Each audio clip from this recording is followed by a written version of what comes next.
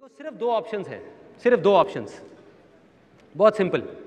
पहला कि आप अपने बाहर की आवाज़ सुनो। बाहर की आवाज़ क्या कहती है कि भाई लोग क्या कहते हैं, लोग क्या करते हैं, उसने क्या किया जिसकी वजह से वो सक्सेसफुल हुआ, वो क्या कर रहा है। या किसी और से जाकर के राय मांग रहे हो कि भैया मुझे बताओ मुझे क्या करना चाहिए, मुझे कोई अच्छी सी लाइन बता दो। एक बार मेरे पास कोई आया था और आकर के उसने बोला कि भाई मुझे कोई अच्छी सी लाइन बता दो।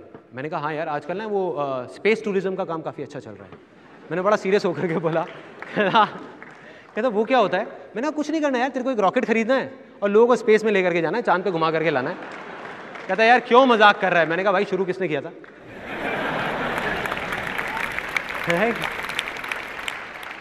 तो दूसरा ऑप्शन क्या है, एक है बाहर की आवाज़ सुनो, दूसरा है अपने अंदर की आवाज़ सुनो।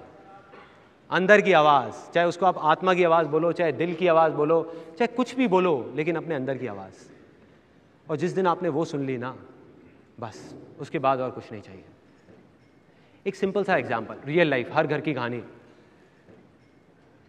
एक बच्चा है जिसका एक ही शौक है, वो क्या करता है, उसकी गाड़ियां हैं खिलौने वाली, उसको खोल खोल करके जोड़ता रहता है, जोड़ता रहता है, जोड़ता रहता है, यही काम है उसको। इसी चीज़ में मज़ा आता है और किसी चीज़ में मज़ा ही नहीं आता।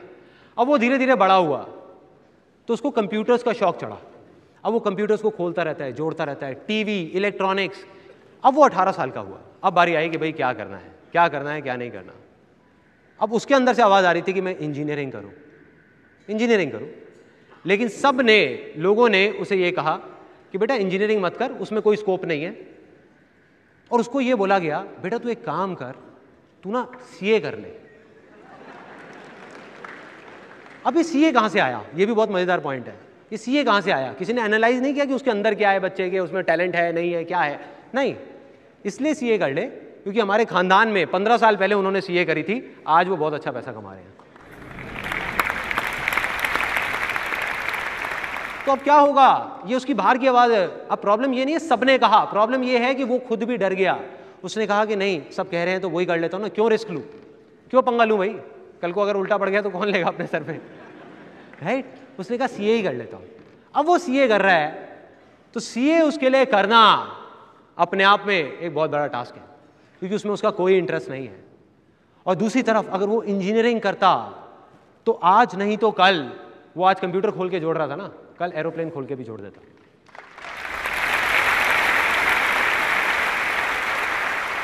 अब यहां तक हमको समझ आ गया कि हमने मान लिया कि हम कुछ भी कर सकते हैं, अपने अंदर की आवाज भी सुन ली, समझ आ गया कि हाँ अंदर से ये मन कर रहा है ये करने का। फिर भी मतलब लैंड फर्टाइल हो गई, बीज हमारे हाथ में है, अगर हम उसको बोए ही नहीं तो कुछ होगा क्या, कुछ नहीं होगा। मतलब कि एक्शन ना लें।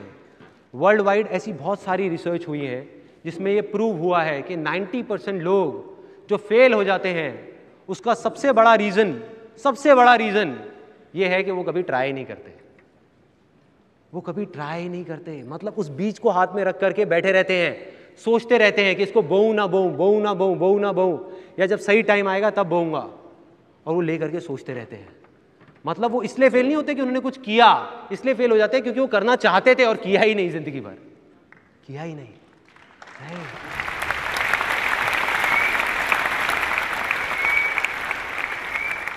अब ये प्रॉब्लम है, यहां तक समझ आता है कि हम एक्शन नहीं लेते। लेकिन एक्शन क्यों नहीं लेते, मैं आप लोगों से पूछता हूं, मैं एक्शन क्यों नहीं लेते।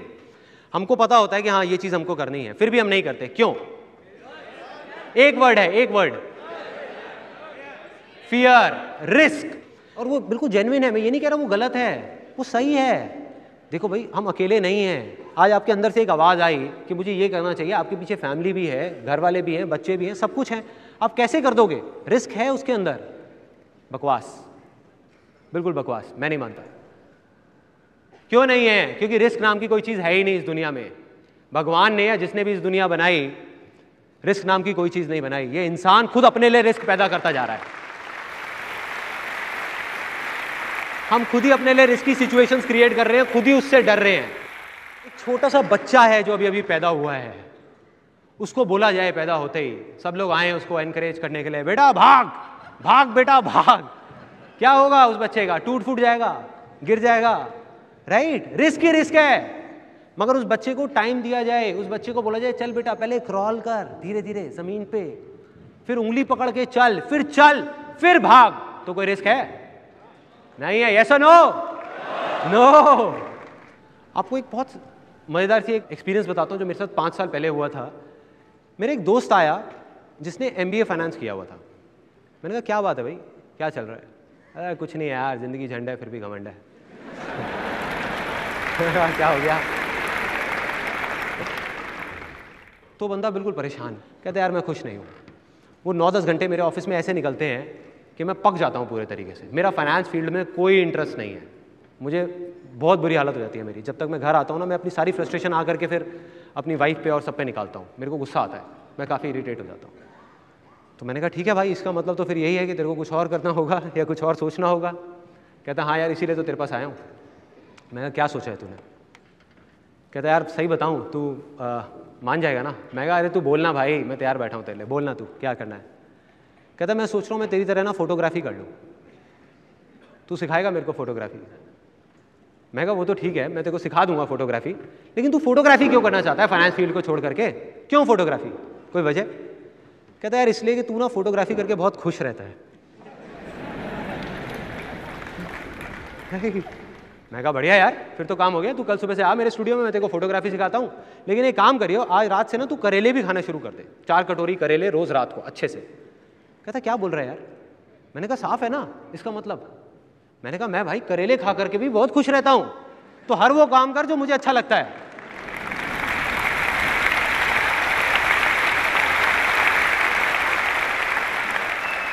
मैंने कहा मेरे भाई तू फिर से वही गलती करने वाला था जो तूने बहुत साल पहले करी थी। मैंने कहा मैं तेरे को इंडिया में 1 लाख फोटोग्राफर्स ऐसे दिखा दूंगा, 1 लाख, जो मेरी तरह ही फोटोग्राफी करते हैं और बिल्कुल भी खुश नहीं है। उनके लिए फोटोग्राफी सिर्फ एक काम है और कुछ नहीं है। और मैंने कहा 1 लाख लोग ऐसे दिखा दूंगा जो वही करते हैं जो तू अभी कर रहा है, मतलब फाइनेंस की फील्ड में है और बहुत खुश हैं, बहुत खुश हैं। मतलब कोई भी काम इंटरेस्टिंग या बोरिंग नहीं होता, सिर्फ और सिर्फ तेरे इंटरेस्ट के ऊपर है कि तेरे को क्या चीज़ अच्छी लग रही है। जो तेरे अंदर से है वो अच्छा है तेरे लिए, जो नहीं है वो सब बेकार है। तो उसको समझ आया थोड़ा बहुत, और वो बोला, कहता यार लेकिन मेरे को तो समझ ही नहीं आता है अंदर की आवाज़ और ये वो, तू क्या बोलता रहता है, मेरे को नहीं समझ आता है, कैसे सुनूं अपने अंदर की आवाज़? मेरे अंदर कोई आवाज़ ही नहीं आती। बड़ा जेन्युइन सी प्रॉब्लम है यार, नहीं आती आवाज़, अब क्या करोगे? मैंने कहा देख मैं तेरे को सिंपल कर देता हूँ कि अंदर की आवाज़ कैसे सुननी है। कोई भी ऐसा काम जो तू बिना थके बिना रुके दिन में 24 घंटे में से 12 घंटे कर सकता है बिना पैसे की परवाह किए, चाहे पैसे कम मिल रहे हैं चाहे ज़्यादा मिल रहे हैं, और फिर भी खुश रह सकता है, वो तेरे अंदर की आवाज़ है।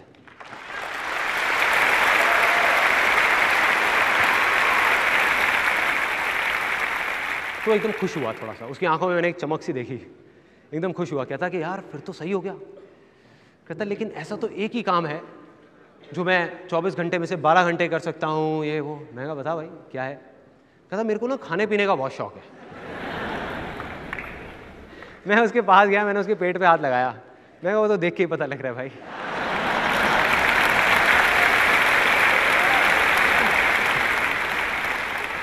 मैं कहा तू नहीं भी बताता तो समझ आ रहा है। कहता यार तू ना भाई देख, एक तो ना सीरियस नहीं होता कभी। मैंने कहा चल हो गया सीरियस, अब बोल। कहता भाई मेरी पूरी बात सुन, मेरे को सिर्फ खाने पीने का शौक नहीं है, मुझे खाना बनाने का भी बहुत शौक है। खाना मैं 24 घंटे बना सकता हूँ, मेरे को बहुत मजा आ रहा होता है। सब मेरा घर में मजाक भी उड़ाते हैं कि यार तू क्या ये बावर्चियों की तरह घूमता रहता है, लेकिन नहीं, मेरा उसी में इंटरेस्ट है। तो बढ़िया है, उससे रिलेटेड कुछ कर ले, प्रॉब्लम क्या है, कर ले। कहता भाई हाँ यार ये तूने सही आइडिया दिया। मैंने कहा मैंने नहीं दिया, तूने खुद अपने आप को दिया है। कहता मैं अब क्या करूँगा, मुझे समझ आ गया है, मैं ना अब तू देख एक बहुत बड़ा रेस्टोरेंट खोलूंगा एक बड़े से शॉपिंग मॉल में। मैं कहा तो क्या सोचा है, शॉपिंग मॉल में जगह खरीदेगा या किराए पे लेगा? कहता यार क्यों मजाक कर रहा है, तुझे पता तो है इतने पैसे थोड़ी है कि जगह खरीद लूंगा। कहता किराए पे लूंगा। मैं कहा कोई नहीं, किराए पे लेगा, किराए पे भी क्या है, मतलब ज़्यादा खर्चा थोड़ी है। तू मान ले किराया एक बड़ा सा रेस्टोरेंट बड़े शॉपिंग मॉल में, मतलब 2-3 लाख रुपए महीने का किराया, ऊपर से थोड़े बहुत पैसे लगा के तेरे को 40-50 लाख रुपए तो चाहिए, इतने तो होंगे ही तेरे पास। मैंने कहा हिसाब लगाइए ज़रा। तो हिसाब लगा रहा। कहता कि देख मेरी जो सेविंग्स है ये जोड़ के पापा से लेके यहाँ से दोस्तों से लेके, कहता 3-4 लाख रुपए तक तो हो जाएगा। मैं काफ़ी पास पहुँच गया तू अपने टारगेट के। अच्छा 3-4 लाख रुपए तेरा यहाँ से हो गया, बाकी के पैसे का भाई क्या जुगाड़ है? कहता क्या करूँगा यार, पापा घर तो गिरवी रखने नहीं देंगे। मैंने कहा तू घर गिरवी रखने का सोच रहा है? मैंने कहा फिर भी सोच भाई क्या करेगा। कहता मैं एक प्रोजेक्ट बनाऊंगा इसका, अपने रेस्टोरेंट का। अब बैंक के पास जाऊंगा लोन के लिए, बैंक तो लोन मुझे दे ही देगा। मुझे हंसी आ गई। मैंने कहा मेरे भाई, बैंक सिर्फ उन लोगों को लोन देता है जिनको उस पैसे की सच में ज़रूरत नहीं होती।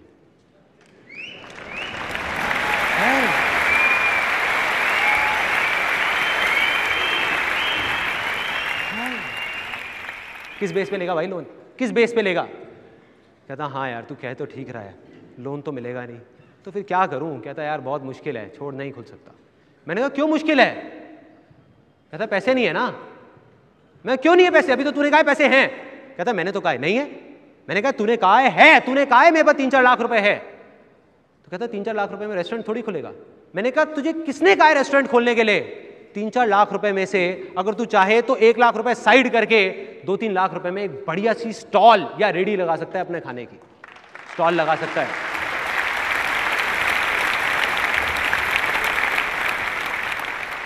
कहता यार क्यों मजाक कर रहा है, मैं MBA फाइनेंस हूं, मैं रेडी लगाऊंगा क्या? मैंने उसको कहा प्रॉब्लम क्या है तो सही, तेरे पास पैसा लगाना रेडी। कहता नहीं लगा सकता यार, नहीं लगा सकता, तू समझा कर। मैंने कहा मैं तो सब कुछ समझ रहा हूं, तू नहीं समझ रहा, मैं तेरे को समझाता हूं। तू रेडी क्यों नहीं लगाना चाहता? तू रेडी लगाएगा, तुझे पता है तू खुश रहेगा, तू हंसता खेलता रहेगा, खाना बनाएगा, खिलाएगा, स्टॉल लगाएगा, वहां पे लोग आएंगे और आज नहीं तो कल तेरा बड़ा रेस्टोरेंट भी खुलेगा उस रेडी के थ्रू, ये भी तुझे पता है। फिर भी तू नहीं लगा रहा। मैं बताऊं क्यों? क्योंकि तू ये सोच रहा है अब मेरे ससुर जी क्या सोचेंगे कि मैंने शादी करी थी एक MBA फाइनेंस के साथ और वो रेडी लगा करके बैठा हुआ है।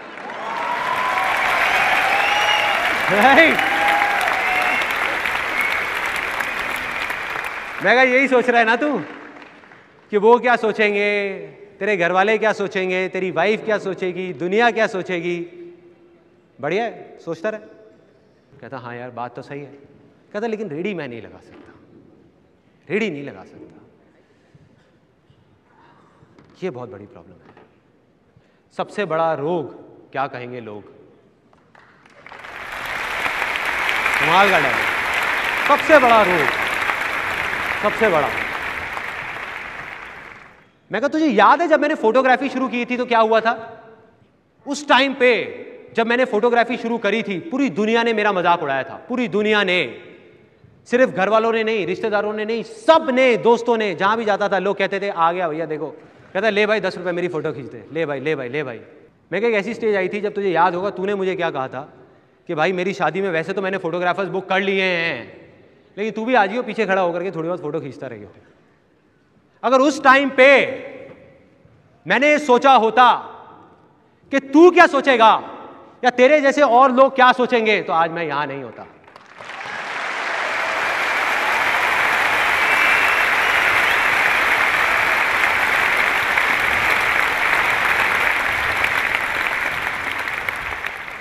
मैंने कहा भाड़ में गए वो लोग, क्या सोचेंगे क्या नहीं सोचेंगे। मैंने कहा मैंने कभी परवाह नहीं करी, इसीलिए मैं आज यहां पहुंचा। और सिर्फ मैं नहीं, पूरी दुनिया में उठा करके देख ले क्या किया उन लोगों ने। उन्होंने अपने दिल की सुनी, यानी कि अपने अंदर की आवाज सुनी और छोटे छोटे स्टेप्स उठाए, छोटे छोटे स्टेप्स उठाए। बड़ी छलांग नहीं मारी। हम बड़ी छलांग मारने की कोशिश करते हैं कि मैं ये करूंगा वो करूंगा। अरे भाई प्रॉब्लम क्या है? जो करना है आज करना और छोटे से छोटे लेवल से कर, फिर देख तेरे को कौन रोकता है। कोई नहीं रोक पाएगा, कोई नहीं रोकता।